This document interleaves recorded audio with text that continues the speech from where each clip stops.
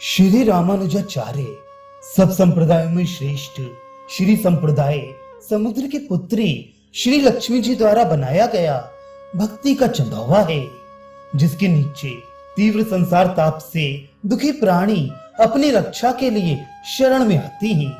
श्री लक्ष्मी जी के अनुगामी भगवान के प्रिय पार्षद मुनि विश्वक्सेन जी हुए, फिर विनम्र स्वभाव के षटकोय, फिर बोपदेव जिन्होंने श्रीमद् भागवत रूपी लुप्त मक्खन का उद्धार किया। तदनंतर कल्याणकारी श्री नाथ मुनि, उनके बाद यशस्वी पुंडरीकाक्ष, फिर रस के समुद्र राम मिश्र, फिर परांकुश जिनका प्रताप अत्यंत स्पष्ट है, उनके यामानुजाचार्य, और तब अज्ञान रूपी अंधकार का नाश करने वाले श्री रामानुजाचार्य।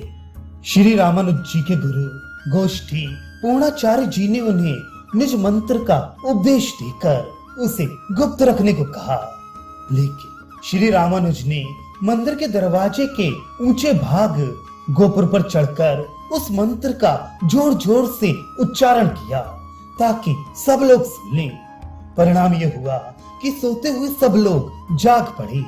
इस मंत्र को 72 शिष्यों ने अपनाया, इसलिए गुरुदेव श्री रामानुज की 72 पद्धतियां हुई। आचार्य के शिष्यों में सबसे प्रथम शिष्य श्री कुरतारक हुए, जिन्हें कल्याणकारी भक्ति और प्रेम का मूर्तिमान स्वरूप कहना चाहिए। दीनों के पालन करने वाले और दया के समुद्र श्री रामानुजाचार्य के समान अन्य कोई नहीं। आप शेषनाग के अवतार माने जाते हैं। अतः आपने अपने हजारों शिष्यों के मुख से भक्ति मार्ग की शिक्षा देकर संसार के उद्धार के लिए प्रयत्न किया। गुरु श्री गोष्ठी पूर्णाचार्य जी ने आपको मंत्रोपदेश देकर कहा कि इसे अपने अंतःकरण में भली भांति छिपा कर रखना, किसी को बतलाना नहीं। इस मंत्र का जप करने के कुछ समय बाद भगवान आपके सामने प्रत्यक्ष हुए। श्री रामानुज बड़े दयालु थे। उन्होंने सोचा, जिस मंत्र के द्वारा मुझे भगवान का दर्शन हुआ है वह तो सबके लिए सुलभ होना चाहिए।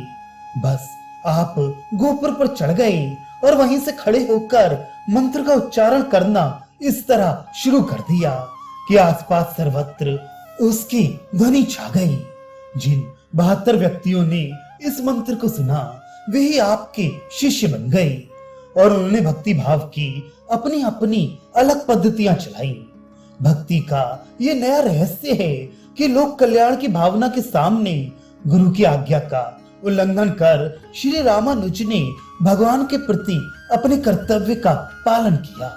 श्री रामानुजाचार्य की भक्ति की रीत वास्तव में गान करने योग्य है। श्री जगन्नाथ जी के दर्शन करने के लिए एक बार श्री रामानुजाचार्य जी उस प्रदेश में जहाँ की नीलगिरी स्थित है अर्थात उड़ीसा गए। वहां उन्होंने देखा कि पंडे लोग आचार विचार से रहित हैं। इस पर उन्होंने पंडों को सेवा से हटा दिया और साथ में गए हुए अपने 1000 शिष्यों सहित प्रेम पूर्ण हृदय से श्री जगन्नाथ ठाकुर की सेवा करने लगे। श्री रामानुज की सेवा विधि इतनी सुंदर थी कि उसे देखकर उनके हृदय के अंतरतम प्रदेश में छिपे भक्ति के गुण भाव देखने वालों को स्पष्ट हो जाते थे। पंडों को सेवा से इस प्रकार वंचित देखकर भगवान के हृदय में दया का संचार हुआ। आपने स्वप्न में श्री रामानुज से कहा, पंडे ही आकर मेरी सेवा करें, क्योंकि मैं उन्हें भक्त के रूप में स्वीकार कर चुका हूँ। मैं तो प्रेम को देखता हूँ, गुण दोष का विचार नहीं करता। श्री रामानुज इतने पर भी नहीं माने, अपनी अड़ पर ही जमे रहे। श्री ठाकुर जगन्नाथ ने फिर पहले की ही तरह उन्हें आदेश दिया, पर आपने उस पर भी ध्यान नहीं दिया और उत्तर दिया, मैं तो वेदों में वर्णित विधि के अनुसार सेवा करता हूँ, भला इसे कैसे छोड़ सकता हूँ। जबरदस्त भक्त से भगवान का भी वश नहीं चलता।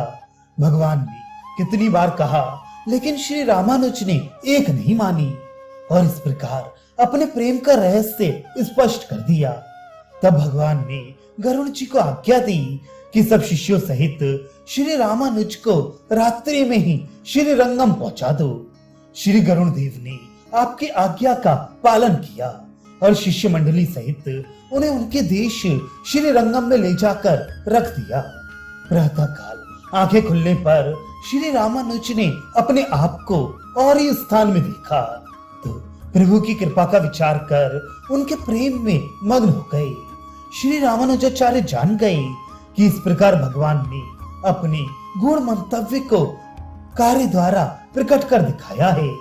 अब जगन्नाथ जी के मंदिर में वे ही पंडे फिर सेवा करने लगे। भगवान के प्रति अपने हृदय में सच्चा प्रेम रखकर वे उन्हें प्रसन्न करने लगे और इस प्रकार उन्होंने अपनी सच्ची निष्ठा प्रकट कर दी।